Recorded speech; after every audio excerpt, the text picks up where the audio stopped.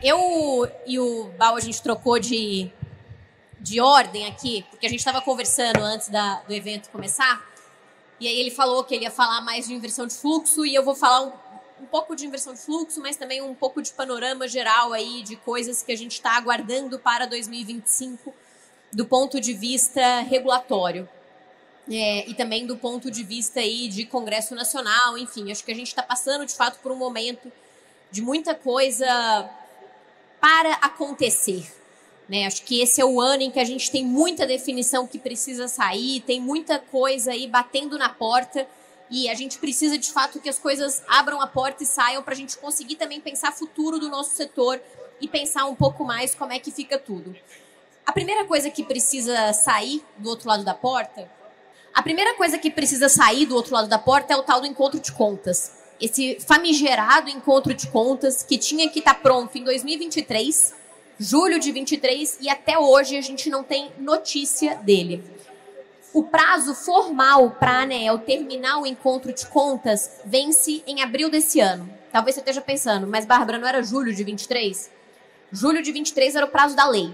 Né? A lei, quando foi publicada 14.300, ela deu 6 meses para o CNPE publicar as diretrizes, então, para o Conselho Nacional de Política Energética orientar a agência sobre a estruturação, sobre como é que deveria ser esse encontro de contas, e depois ela deu 12 meses para a ANEEL, a partir da publicação das diretrizes pelo CNPE, para que a agência, de fato, concluísse esse processo. O que a gente tem aqui de perspectiva? As orientações do CNPE foram publicadas em abril do ano passado, a gente vai passar por elas, porque acho que, junto com o que o Thiago colocou também, de uma sugestão de modelo de negócio, isso vai ajudar a gente a entender um pouquinho para onde que a agência está apontando de futuro do setor. E se elas foram publicadas em abril do ano passado e a ANEEL tem 12 meses, então em abril desse ano, em tese, o processo tinha que estar concluído. Não está. Existem discussões internas, só que a gente não teve ainda nem abertura de consulta pública para o encontro de contas. Uma consulta pública, ela tem que durar aí, se ela for muito corrida, mais ou menos 45 dias. Né? Em geral, um tema complexo como esse, eu colocaria aí até 60 dias de consulta pública. Talvez, se ela nem abriu, a gente tenha uma certeza absoluta que este assunto ficará para o segundo semestre. Né? A gente não teve encaminhamento ainda disso para a diretoria, a gente ainda não tem, por exemplo, um diretor-relator designado para esse processo dentro da ANEEL. Então, esse é um ponto muito relevante, porque a gente já está em 25, pagando 45% de FIU B, caminhando já daqui a pouco para 26, porque o ano está correndo, né? E a gente já não tem perspectiva de quais são as regras que se aplicam para os sistemas que a gente está instalando hoje a partir de 2029. Vale lembrar que hoje a gente paga num teto de 90% de FIU B, a gente nunca chega em 100% pelo que a gente tem de regra vigente hoje para a usina GD2. GD3 eu nunca nem falo mais, viu, gente, porque não tem viabilidade. Então, caiu um projeto da GD3, muda ele para ser GD2. Mas o que a gente acha ou acredita que a gente vai cair como fruto de encontro de contas? Que a gente vai ficar realmente em 100% do FIU B num bom cenário. 100% de FIU B num bom cenário. E aí, possivelmente, pagando um pouco mais, alguma coisa de perda não técnica. Talvez aí também a depender de como é que essa tratativa vier de fato por parte da agência. Mas é um ponto importante. Pensar em 45% de FIU B também é um ponto importante, gente, para um assunto que eu vou falar daqui a pouco, que são sistemas híbridos. E aí é por isso também que eu achei que fazia mais sentido o Thiago falar antes, porque como ele falou da inversão de fluxo, além das 3 alternativas trazidas, né, pela Resolução 1098, que dispensam a análise de inversão de fluxo, a gente também tem visto uma tendência muito grande ao crescimento dos sistemas híbridos para fugir ou para manter o mercado existindo. E quando a gente pensa num sistema híbrido, só, por exemplo, com a cabeça de um sistema de backup, a viabilidade dele, de fato, ela não fica tão interessante.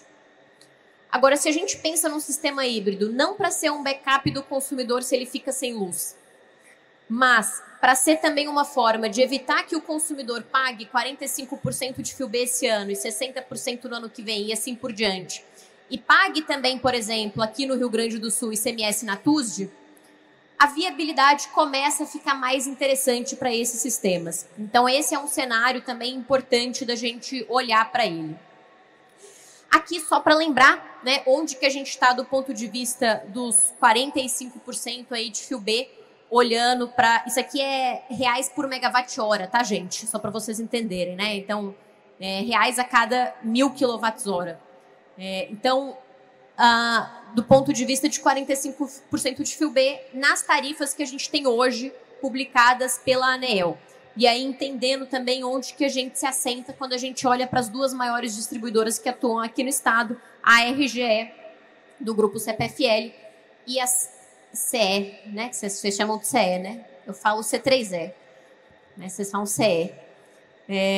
Então, essa é uma realidade. E aí, pensando no encontro de contas, o que as diretrizes do CNPE mostram para a gente?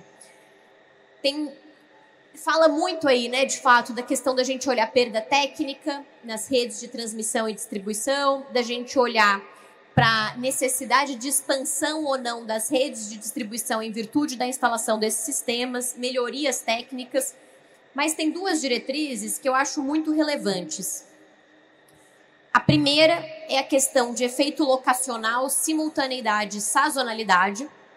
Então, efeito locacional, a gente está dizendo, de fato, de dar um atributo que pode se reverter, obviamente, né, gente? Tudo aqui, a ideia é reverter em sinal de preço. Então, o grande desafio da ANEEL é pegar todos esses fatores e outros que ela considerar relevantes, transformar isso em real por megawatt-hora e entender, do ponto de vista da tarifa do consumidor, quando a gente injetar na rede, quanto a gente vai ter de desconto no quilowatt-hora consumido da rede ou, eventualmente, até de crédito. Então, o efeito locacional seria a gente dar um sinal de preço com base na geografia do sistema. Então, onde o sistema está instalado, né? E aí, por exemplo, ele está instalado numa região em que você não tem nenhum consumo, no meio do nada, né? A distribuidora, inclusive, teve que fazer uma obra para levar a rede para lá, porque nem rede tinha. Isso é um sinal locacional negativo, como regra. Ele está instalado numa região metropolitana, ou, por exemplo, numa área rural em que ele está ajudando a trazer mais estabilidade naquele fim de linha. Isso é um sinal locacional positivo para o sistema.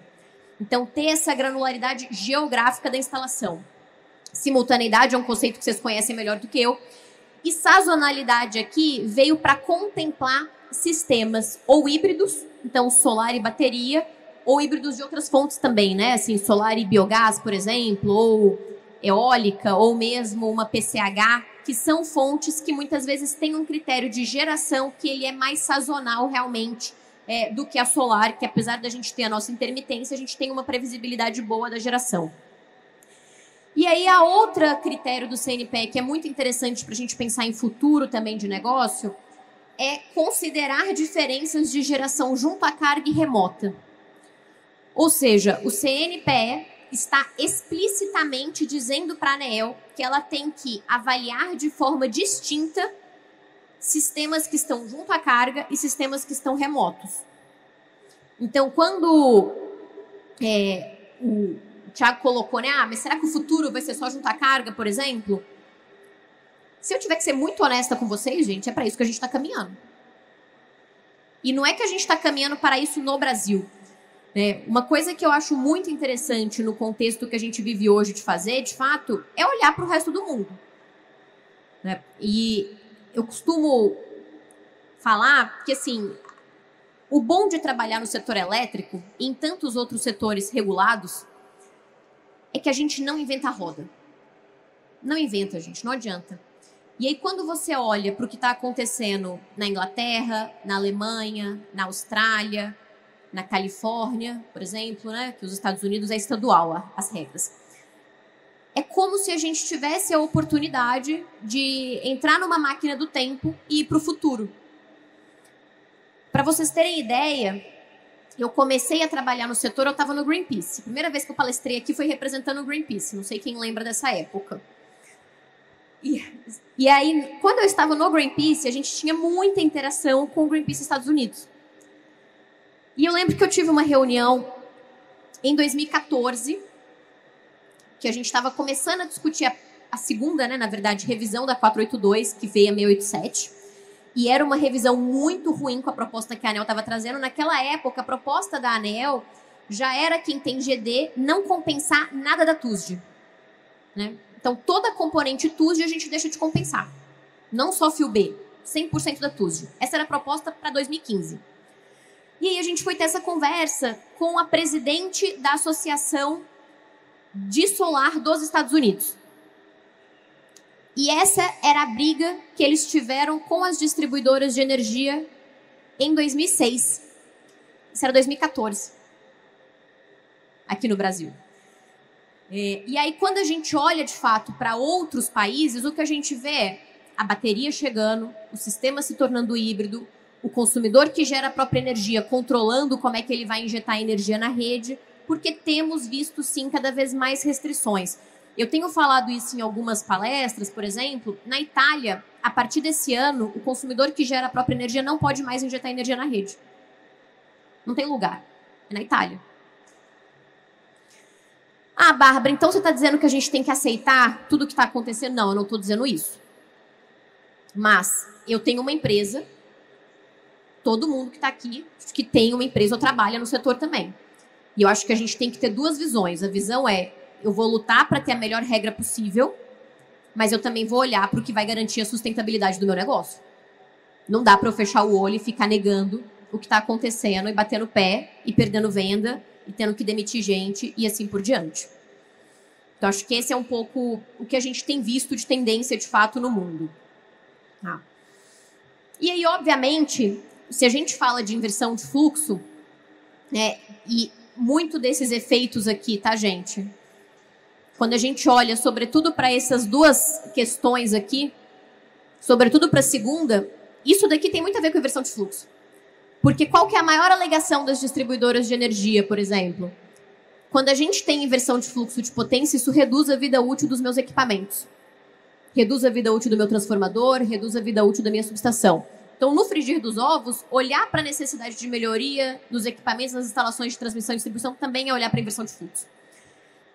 E aí, então, olhar para isso também é olhar para um projeto de lei que está tramitando, que muitos de vocês conhecem, o PL 624 de 2023. E tem uma coisa, né, que Minas importou a inversão de fluxo para o resto do Brasil. Né? Importou não, né? Exportou a inversão de fluxo para o resto do Brasil. E aí isso também fez com que uma coisa acontecesse, né, gente? Que foi o quê? Eu acho até que quem está no Rio Grande do Sul teve uma realidade muito diferente, porque a gente discute inversão de fluxo desde 2022.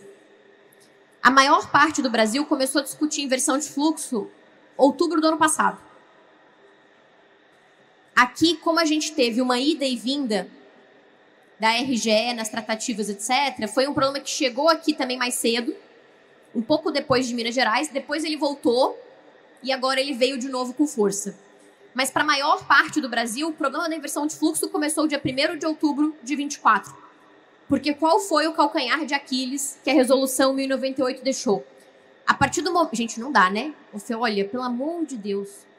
A partir do momento em que a ANEEL trouxe 3 alternativas em que a distribuidora não precisa fazer análise de inversão de fluxo, o que a distribuidora entendeu? Tudo que não foi isso vai vir com inversão de fluxo.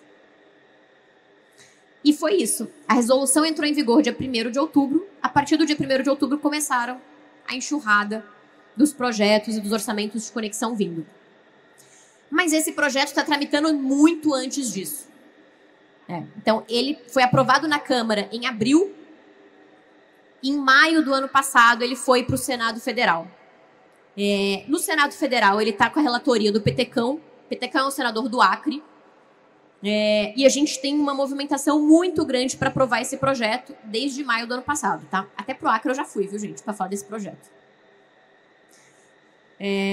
Então, assim, o Petecão acolheu muito a causa, abraçou o projeto, tanto que o projeto chegou lá no dia 20 de maio, um mês depois ele já tinha colocado o relatório no projeto pela aprovação dele. Bárbara, por que o projeto não anda? Desde 19 de junho do ano passado, o projeto não anda, gente. Porque o presidente da Comissão de Assuntos Sociais, que é onde o projeto está hoje, no Senado Federal, não queria pautar. Por que ele não queria pautar? Porque o governo não se manifestou ainda favorável ou contra esse projeto. Na prática, gente, vamos usar a linguagem clara, é ser contra, né? Porque o silêncio é um jeito também de você dizer que você também não quer que o assunto vá para frente, sem ter que dizer, porque se você dizer, você abre margem para apanhar. Então você fica quieto. Como o governo não se manifestou, o presidente antigo era da base do governo, ele falou, não vou pautar, porque eu não sei se eu posso ou não. Então eu sento no projeto. O que a gente tem de novidade esse ano? Esse ano a gente teve mudança de presidência da Câmara, presidência do Senado. Com a mudança das presidências, né, começou uma nova legislatura, a gente muda a composição das comissões e mudamos a presidência de todas as comissões. O novo presidente da Comissão de Assuntos Sociais é Marcelo Castro, ele é do MDB Piauí. MDB, hoje, também é um partido mais aliado ao governo. Ele é centro, né? Historicamente, é um partido de centro, mas ele é mais centro aliado ao governo, porque é um partido do que a gente fala da situação, do que uma oposição. Então, ele também deve estar nesse alinhamento, mas o Piauí é um estado que está sendo muito impactado pela inversão de fluxo também. Então, existe aí um novo esforço que a gente tem feito junto ao presidente do Senado para a gente conseguir, de fato, pautar o projeto. Mas a realidade, gente, é uma só. Se ele não quiser pautar, não há o que fazer. Tá? Então, E aí, o que é importante também? Que os pares peçam para ele pautar. Eu tenho... Volta e meia, quando eu apareço em algum grupo de WhatsApp, me arrependo na sequência, eu questiono muito. Eu falo assim, gente, vocês precisam se engajar. Porque a AB Solar, ela pode ir para Brasília toda semana, gente. Eu vou para Brasília. Semana passada eu estava em Brasília, né? Retrasada eu estava em Brasília. Essa semana só não vou para Brasília porque eu tô aqui. Mas, Bárbara, eu não consigo ir para Brasília. Não tem problema, gente. Porque todo político, ele faz campanha em casa segunda e sexta.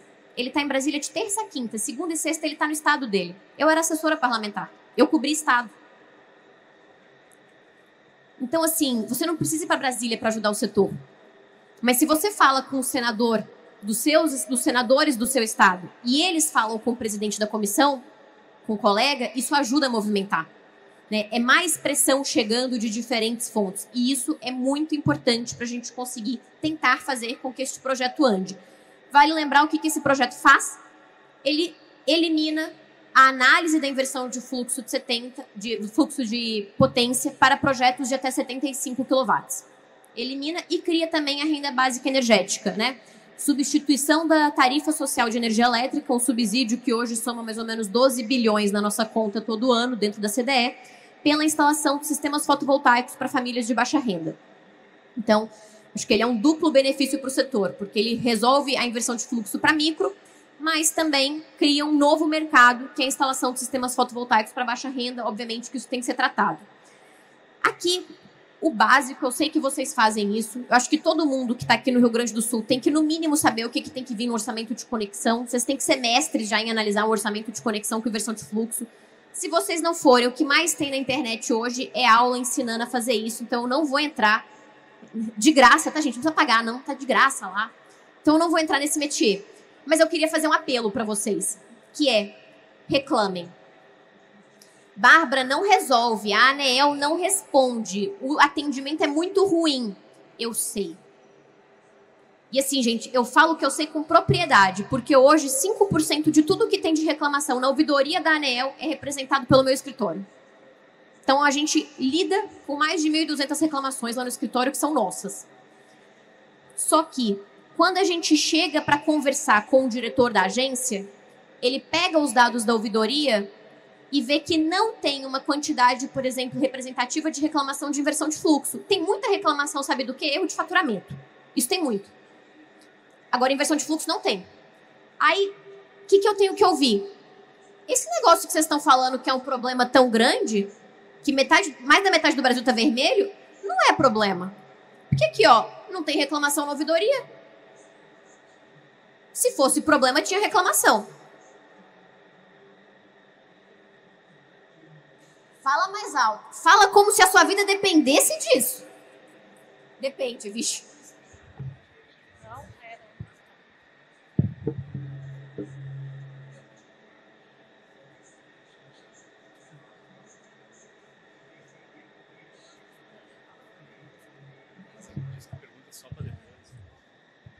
Então, mas aí eu vou te falar uma coisa. Não abre reclamação na distribuidora. Abre reclamação direto na ouvidoria da ANEEL. Antes, você precisava abrir reclamação na distribuidora para ter um protocolo para abrir na ANEEL. Desde o ano passado isso mudou. Você não precisa mais. Você abre direto na ANEEL e aí, se não tiver reclamação na ouvidoria da distribuidora registrada, a ouvidoria da ANEEL vai abrir uma reclamação na ouvidoria da distribuidora para você. Então, você vai fazer um trabalho só que vai valer pelos dois. De novo, vai resolver o seu problema? Eu vou ser muito honesta, a chance é que não. Mas ajuda a gente a ter número para mostrar que sim, é um problema. Tá? Daqui a pouco a gente volta. Aí se acalme. Daqui a pouco a gente volta. O Fred está aqui e vai adorar também pegar essa pergunta no nosso debate. E aí, gente, tudo isso que está em vermelho aqui são os estados em que a gente já atendeu o caso de inversão de fluxo. Estou dizendo que são todos os estados? Não, mas estão os estados em que eu tenho certeza absoluta que tem muito caso de inversão de fluxo. E tem uma coisa que eu acho muito curiosa, que eu já quero deixar aqui para o debate. Que eu sou dessas, Fred. É o seguinte. A gente fez lá na consultoria, eu esqueci de colocar na apresentação, sempre esqueço, um dado da penetração da geração distribuída. Qual é o estado que tem a maior penetração da geração distribuída? Minas? Quem vota em Minas Gerais? O pessoal de cá não quer saber de nada. Esse aqui é o centro. Esse aqui é o exercício do centrão. Minas Gerais, gente, não está nem no top 5 estados com maior penetração de geração distribuída. Porque quando a gente olha para penetração, a gente está falando de mercado de energia elétrica. Então, a gente pega o tamanho do mercado da distribuidora em gigawatt-hora, a quantidade de sistemas instalados, estimamos a geração do sistema e quanto que o mercado dela em gigawatt-hora é atendido por solar. Então, quanto que a solar está representando do consumo de energia elétrica? Minas é o 6º estado, com 8% de penetração. Por quê?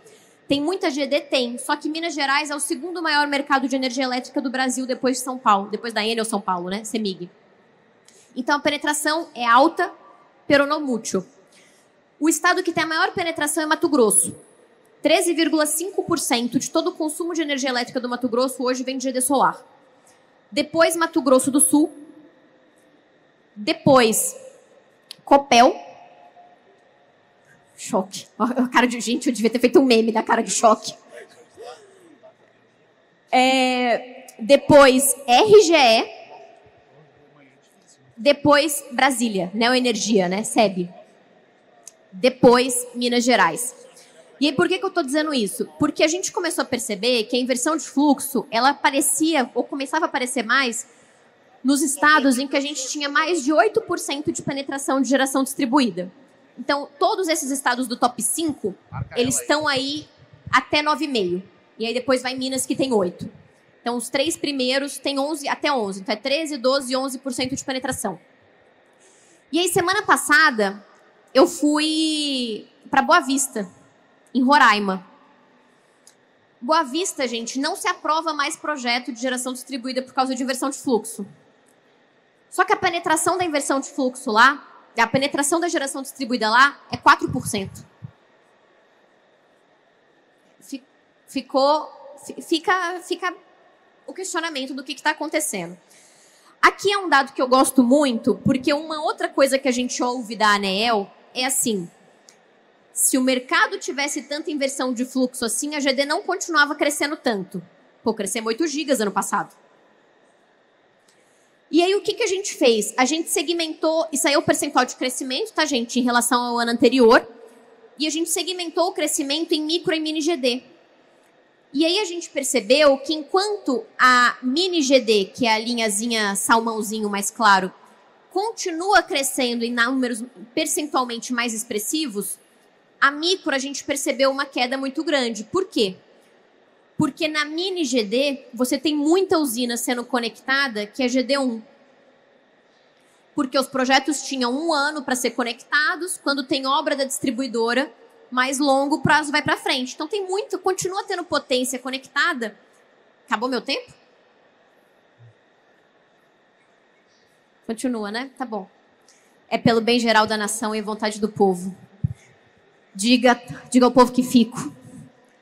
E aí, então, mas na micro GD não. Como o prazo máximo de conexão é 120 dias, quem está conectando agora não é GD1, é GD2, GD2 na verdade, né, porque é micro. E aí a gente consegue ver, de fato, o impacto das limitações e das dificuldades para conectar esses projetos nos números. Então, acho que essa também é uma segmentação muito importante de fazer quando a gente fala que o setor cresce ou continua crescendo, etc.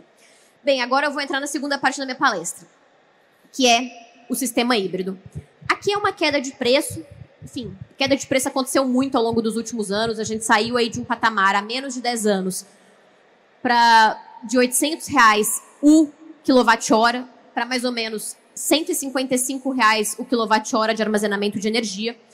E aí a gente fez, esse dado é muito legal, que legal, o preço caiu, mas na prática o que isso significa? E aí a gente fez 2 exercícios, a gente cotamos, tá? Um sistema de 5,5 kW, né? Isso lá em 22, tá, gente? A gente recuperou uma cotação. On-grid, então é um sistema solar com inversor. Qual que era o custo dele e qual que é o custo watt-pico? Isso em 22. Vale lembrar que 24 a gente teve aquela queda de preço de módulo. Inclusive, eu tenho um dado muito interessante para passar para vocês sobre isso. E aí, a gente cotou no final do ano passado um sistema híbrido. Olha a diferença de watt-pico deles. É quase a mesma coisa, gente. É quase a mesma coisa. Bárbara, mas o valor caiu muito. O módulo caiu muito. E a gente fez um levantamento. A E4, que é a empresa que eu sou sócia, que é a Academia do Setor Elétrico, os sócios dela, eu não faço parte, né, mas os sócios dela são donos do Azumi, que é um CRM. E dentro do Azumi a gente tem mais de 4.000 integradores que usam a plataforma de maneira, né, constante. E a gente extraiu uma série de dados para analisar perfil de mercado e comportamento do integrador. Eu não coloquei aqui porque minha palestra fica muito longa, claramente já está muito longa, né? Mas tem um dado que eu acho muito relevante para vocês pensarem na prática de negócio de vocês, que é o seguinte. Entre 22 e 23, o módulo fotovoltaico teve uma... Entre 23 e 24, desculpa. O módulo fotovoltaico teve uma queda de preço de 22%. Isso registrar... Como é que a gente pega esse dado lá? Orçamento dos distribuidores que estão cadastrados na plataforma. Agora, o sistema para o cliente final teve uma queda de preço de 26%. Ou seja, os integradores da base que a gente usou, eles repassaram para o consumidor final mais do que a queda de preço de módulo. Podia ter repassado, inclusive, menos, para ser uma oportunidade de aumentar a margem e gerar um fôlego de caixa. Só que, possivelmente, pela briga de preço, etc., de mercado, repassou mais do que a queda do preço do módulo. E aí, o que aconteceu? Apesar da gente ter tido a queda de preço mais expressiva de módulo fotovoltaico dos últimos 5 anos, a gente teve uma das menores margens registradas de atuação dos integradores também dos últimos 5 anos, por uma questão de prática de mercado e precificação. Né? Então, fica aí essa reflexão para vocês. Vou tentar correr um pouquinho. E aí, gente, isso aqui é para mostrar para vocês que híbridos são viáveis. Não vai ser um payback de 4 anos. Eu já vou preparar todo mundo que está aqui. Só que eu acho que é importante a gente começar a se preparar para esse discurso, porque toda vez que eu falo agora de sistema híbrido de bateria, a primeira pessoa que fala que não vale a pena instalar é um integrador. Eu falo assim, gente, se você não acredita no seu produto, o consumidor não vai acreditar. Eu sinto muito. Né? Se você não quer vender, não sou eu que vou te insistir para me vender o sistema. E aí a gente simulou, então, nesse exercício que eu falei com vocês, vocês vão ter acesso a isso, então, como meu tempo já acabou também, eu vou ser mais rápida, mas um sistema de 5 kW, 5,55 kW-pico, 5 kW de inversor, é um inversor híbrido, e a gente considerou também uma bateria de 5 kWh. Qual é a grande questão que a gente... E aqui só... Tem os dados técnicos, né? Profundidade de descarga que a gente considerou, quanto de geração que a gente está considerando. Mas qual é a grande diferença que a gente considerou em relação a muitas cotações que eu vejo? A gente considerou que o sistema não vai injetar nada. Então, 100% do que o sistema gerar, ou o consumo é simultâneo, e a gente considerou uma simultaneidade de 20%, é uma simultaneidade baixa. Para vocês terem ideia, de acordo com a ANEEL, a simultaneidade média residencial... Acho que ela vai subir aqui para me tirar, gente, com a minha plot do palco. A simultaneidade média residencial no Brasil é 46%. Então, 20% de simultaneidade é muito pouco. Mas consideramos 20% de simultaneidade. E aí é isso. Tudo que o sistema gera, que não é simultâneo, ele injeta na bateria, a bateria é usada à noite para abastecer parte do sistema da casa. A casa não fica off-grid, tá, gente? Só para deixar claro. Ela tá na rede. Mas a gente usa isso. E aí, quando a gente evita, a gente chega nesse payback. A gente rodou isso para todas as áreas de concessão, para as principais áreas de concessão que a gente tem. E aí, se vocês olharem, aqui a gente está logo no começo, tá? O payback que a gente tem, por exemplo, para a CE, é de 6 anos. Só que aqui o cliente, eu sei, a maior parte dos clientes quer ver um payback de menos de 5. Tô ciente disso, tá, gente? Mas aqui tem outro ponto. O cliente, ele não tá só se precavendo de fio B, de encontro de contas, que a gente não sabe como vai ficar, de alta tarifária, de bandeira tarifária, porque aqui a gente simulou bandeira verde, e de mudança tributária, porque o Thiago falou muito bem sobre a reforma tributária e os impactos no negócio, mas tem um outro ponto. Hoje, a gente tem uma alíquota média de eletricidade, de ICMS na eletricidade, de 18%. A gente ainda não tratou, no âmbito de regulamentação da reforma tributária, como é que vai ficar essa alíquota para a eletricidade. Se a gente aplicar a alíquota média que está sendo tratada, vamos colocar 27%, não vou nem para os 28%, mas 27%, que é o que a gente tinha antes de média de ICMS, só isso já vai levar a uma alta média de tarifa de mais de 15%. Só de mudança de regime tarifário, né, tributário. Então, isso também é um outro benefício do cliente. E ele não deixa de ter um backup se ele ficar sem luz. Então, o cliente está aumentando 1 ano e meio o payback dele para ter mais opcionalidade e para ter muito mais previsibilidade e segurança. Então, a gente entende que sim, é uma viabilidade. Algumas áreas de concessão, quando o fio B, tá, gente? Isso aqui está diretamente proporcional ao fio B. E aí eu não coloquei aqui os outros gráficos, mas se a gente sai de uma simultaneidade de 20% e vai para uma simultaneidade de 40%, o payback cai 8 meses.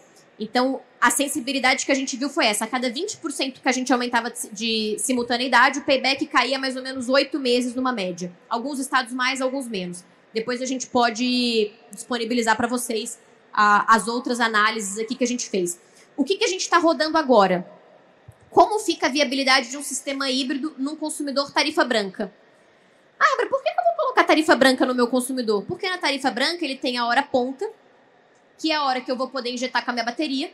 E se eu estou injetando na hora ponta, quando eu for usar aquele quilowatt-hora para consumir, para compensar o consumo que eu tive em outras áreas do dia, por exemplo, aquele quilowatt-hora ele vai ser multiplicado por 1,4. Então, talvez, eu não tenho essa resposta para dar para vocês, mas eu vou deixar a provocação também, eu possa, inclusive, instalar um menor número de módulos fotovoltaicos, se o cliente quiser. Que pode, inclusive, facilitar eu me enquadrar numa dispensa de inversão de fluxo e assim por diante. Então, acho que essa é um pouco da provocação que eu queria deixar para vocês também, para a gente pensar em outras oportunidades e outras possibilidades de negócio. Peço desculpas porque eu extrapolei ligeiramente o meu tempo, mas eu agradeço vocês por terem ficado comigo até aqui. Obrigada.